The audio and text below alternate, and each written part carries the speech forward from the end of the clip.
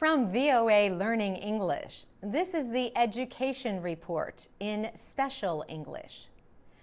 The Afghan Youth Orchestra performed in the United States in February.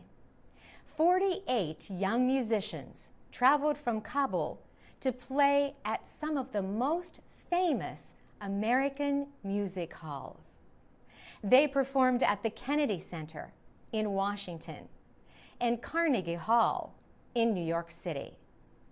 The last stop was Boston, Massachusetts, where they performed at the New England Conservatory of Music.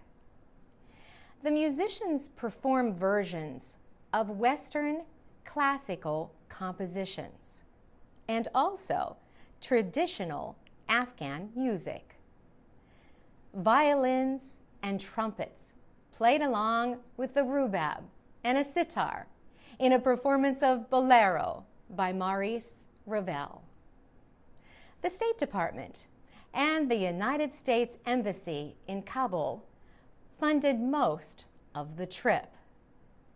Secretary of State John Kerry called the young musicians ambassadors of peace.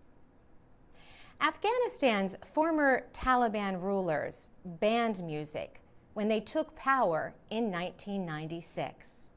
Also, under the Taliban, girls were not permitted to be educated after the age of 8. Today, music is studied and played freely in Afghanistan.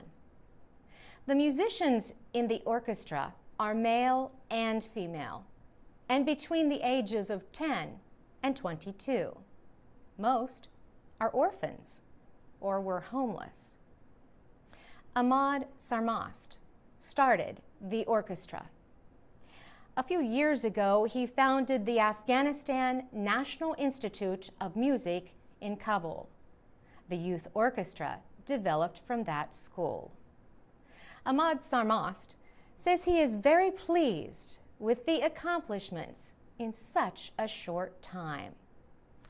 He says the idea of the trip was to change the way people view Afghanistan.